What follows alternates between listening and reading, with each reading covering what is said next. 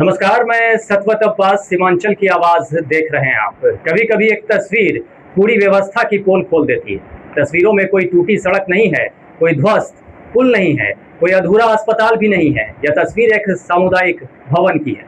नाम सामुदायिक भवन, काम जलावन और भूसा रखने का गोदाम।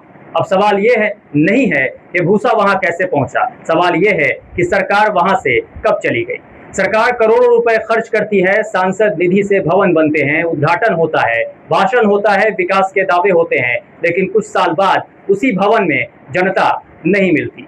मिलता है तो सिर्फ भूसा।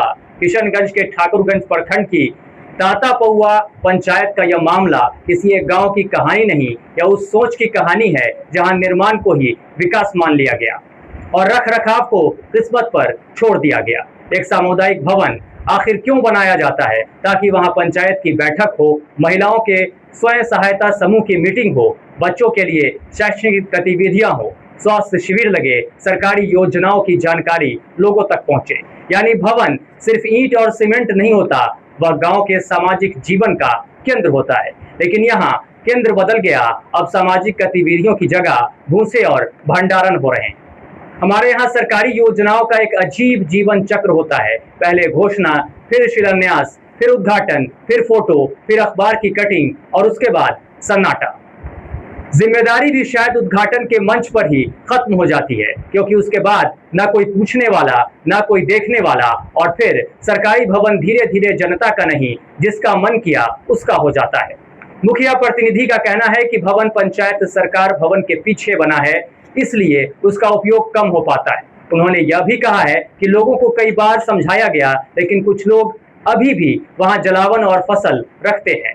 बात सही हो, लेकिन यहाँ एक और सवाल पैदा होता है। अगर समझाने से कम काम नहीं बन रहा है तो कार्रवाई कौन करेगा? सरकारी संपत्ति की सुरक्षा क्या सिर्फ अपील से होगी, या व्यवस्था में भी सुधार की जरूरत है?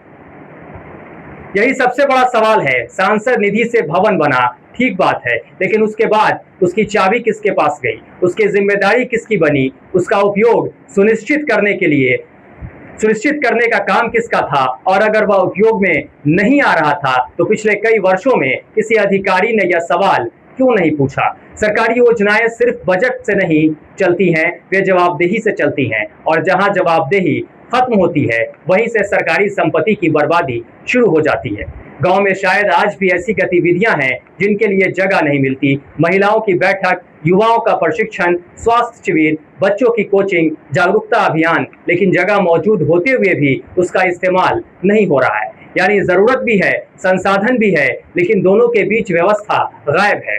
यह उस सोच का प्रतीक है जहां सरकार समझती है कि विकास का मतलब सिर्फ निर्माण है, जबकि असली विकास उपयोग से होता है। एक बंद भवन विकास का प्रमाण नहीं होता, वह सिर्फ याद दिलाता है कि कहीं ना कहीं सिस्टम ने अपनी जिम्मेदारी छोड़ दी है। सरकारी भवन जनता के टैक्स के पैसे से बनते हैं, इसलिए उन पर पहला अधिकार जनता का है, भूसे का नहीं। और जरूरत नए भवन बनाने से पहले पुराने भवन की जीवित करने की जरूरत है, क्योंकि विकास की पहचान नई दीवारें नहीं, उन दीवारों के भीतर चल रही गतिविधियां होती हैं। अब निगाहें प्रशासन पर है। क्या यह सामुदायिक भवन फिर से गांव का सामुदायिक केंद्र बनेगा, या सरकारी फाइलों में विकास और जमीन पर भूसा? यही कहानी आगे भी चलती रहेगी।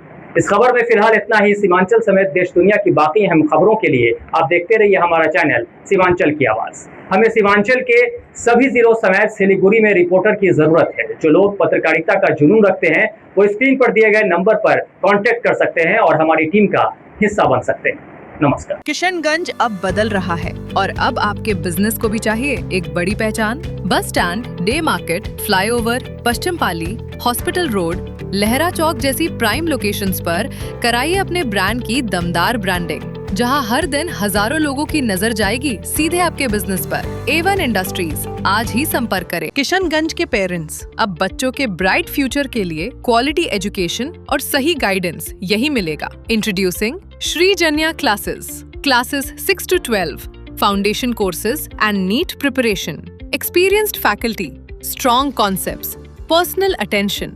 Admissions open now.